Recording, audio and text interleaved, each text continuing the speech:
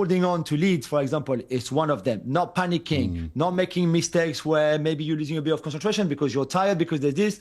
From the manager as well, making the right decisions in-game. In-game management is important too. All of that, I think, is also a learning process. And they will get there. But you're right, maybe getting players with that kind of leadership who've been there before is something that maybe should be looked at too.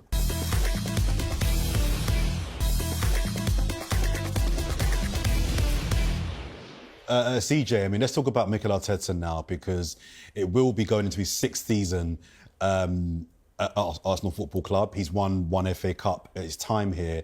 Big clubs are supposed to be winning trophies. My big frustration for Mikel Arteta isn't so much that he's not won a Premier League. That's hard to win. A Champions League, that's hard to win. My frustration is that in going into 6 years now, he hasn't picked up a League Cup or an FA Cup or even got to a couple of finals. What is the expectation now of going into next season that you place on him? I'm not going to ask you so much, should he stay or should he go? But we're getting to a point now where it's becoming harder and harder to keep saying next year, it's coming, it's coming. How much pressure now is he under to really get this team over the line? I think he's under a lot of pressure, really. You know, external's one thing. I mean, everyone can see he's a good coach. I actually think he's a very good coach. I've been to the press conferences. I see the way the players are galvanised behind him. I see the kind of aura that he continues himself with. I hear the way he speaks with conviction. And obviously, on the pitch, his tactics are great. I think he's a good coach. I don't know if you're a winning coach. And the only way to become a winning coach is obviously to win stuff. And I don't really have a leg to stand on in that regard. Going back to kind of what Julian was saying in his discussions with Petit, it feels like the devil and the angel, because I can see both sides in a sense of it does feel like it's coming, but then on the other hand, when you're so close and you've been so good but you're so far, I can see where the frustration comes from. He just needs to get over the line, if I'm completely honest with you, Jordan. That's the only way to do it, really, and I think a lot of it is with recruitment. I know a lot of people say he's been here for 6 or so years, he spent 700 million, this, that and the other, and that's great. I really look at it in the last 3 years, so 2022, 23 and so on, where we've really been in fair enough, the first year was unexpected, but we've really been in these kind of conversations. I do think he needs to start winning domestic cups. It does tilt the conversation back into why aren't we getting over the line, because I was bitterly disappointed with the League Cup performance across the 2 legs against Newcastle. I don't really have an answer as to why he can't do it or why he hasn't done it, Jordan. But then I look at it, he is a young manager. I know people don't want to hear it and it is no excuse, and yes, every year you get better, but he is a young manager. This is his 2nd year going back to the Champions League managing and such, and he does have a very young squad, so they are going to have the growing pains. In relation to if people want Mikel Arteta in or out, I don't want to get anyone upset, but the man's just signed a new deal. His coaching staff have signed a new deal. He's on course to get Champions League. It's kind of redundant. Let's just give the man all the tools he needs, but it does feel like next season you do need to win some level of silverware. But the goalposts are going to move. If he wins the League Cup or an FA Cup, it's not the big one. If he wins a Premier League, you haven't done it all the time. If you win the champs, fair enough, they might say whatever, but I just think we need to stop looking at external validation. And it's one thing talking about the outside pressure. If anybody listens to the way the manager speaks, nobody is more disappointed than him and these players about not winning stuff. Look at the last day of the season against Everton last season, how they spoke. Arteta is bitterly disappointed. He looked like he was on the verge of tears in the image we were shown earlier. So, yeah, he just needs to get over the line and he needs to pick up domestic cups at a minimum. Clive, something else that I often hear from, to be fair, even within the fan base, but definitely outside the fan base is, but he spent 700 million. He spent 700 million. He's meant to won stuff by now. And my response, unpopular opinion, is that that's not a lot of money. When you think about the team that he inherited, when you think about the teams he was trying to catch to build a team, 700 million in 5 years gets you to compete. That doesn't. When you look at Liverpool, they've got three or four certified world-class players. Manchester City, 5, 6, 7 certified world-class players. I don't know if Arsenal have got that level of player yet, definitely not the quantity. So I don't really buy into the whole, he's spent a lot of money. He needs to spend more money. He's not actually spent that much when you really think about what's needed to build a Premier League winning team. Going into the summer, is there a particular type of player you would like to see Arteta and the board signing to play a particular type of football that you think would kick us on? Yeah, so go back to, I agree with you on the numbers. And you have to think about the start point. He started from a low point and he had to remove people. That costs money. Mm-hmm. That's part of the deal as well. Give people away for free and send them off to Dubai with their new houses and money in their pockets. He did that, and then he had to buy young to keep the wage bill down, and but you got to spend for young potential, So, which we did that as well. Some of that potential worked, some of it didn't work. So now we have to a point now where we're at this point where we have a highly functioning squad with high squad value, right? So that's really a key part of his development. Now, for me, going back to what CJ said, I'm not interested in the League Cup, mate. I'll be honest with you. I'm not interested in it. And the reason why, we get 2 Champions League games in January now. Last January 2023, we played 3 games. This January, we played 9 games. That League Cup semi-final broke our forwards.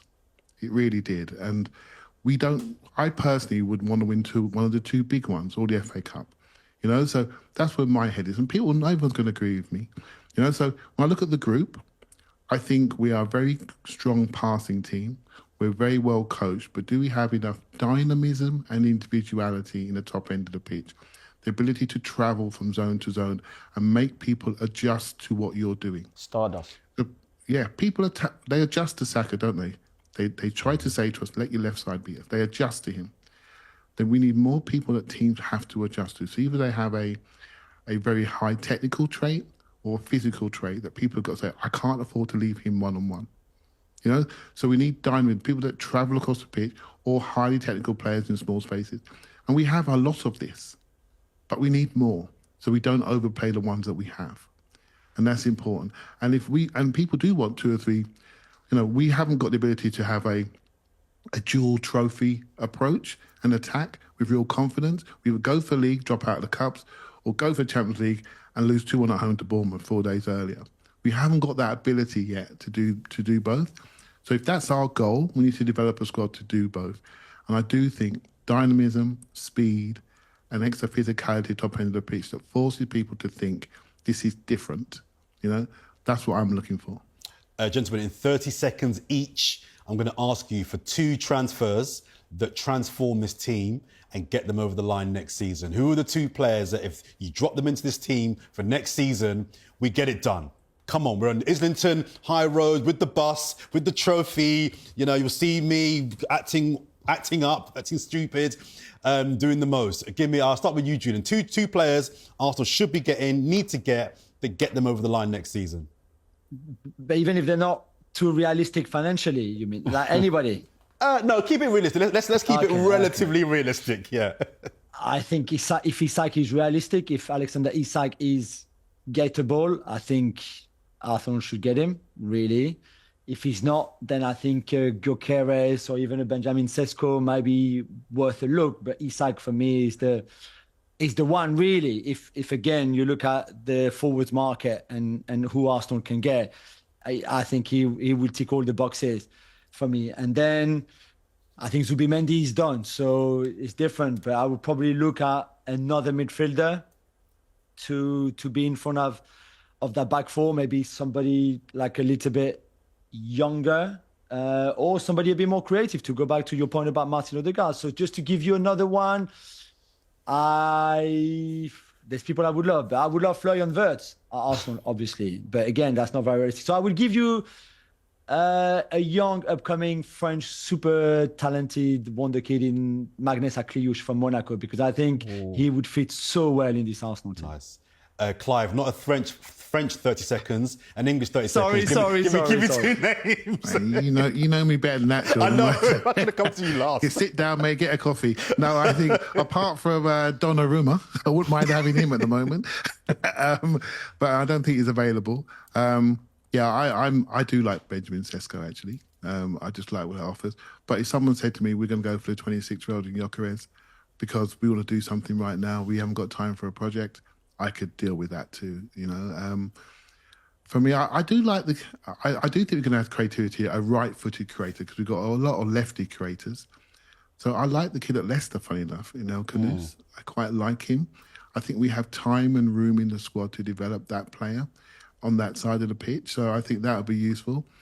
And I do like Gittins at Borussia Dortmund. I think he's very quick, very direct. His game's got real clarity. He's raw, but he has things that are obvious, almost like a Rashford-style player, a younger player.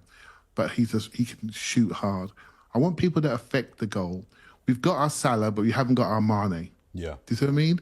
And that's what we need to have. You know, and that's the next step for us. You've got 12 seconds now, CJ. Who are the 2 players that you would drop into this team? That's enough. You've had enough, CJ. You've had enough time. 2 players you drop into this team that transform this team's fortunes. Gyökeres and Mbuemo, Ryan Cherky from Lyon. Is that 12?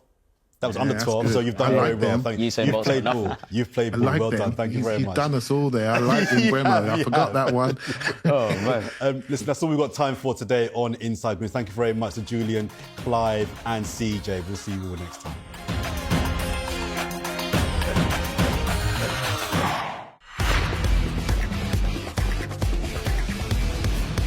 Declan Rice has seen the past and for whatever reason doesn't want to do it.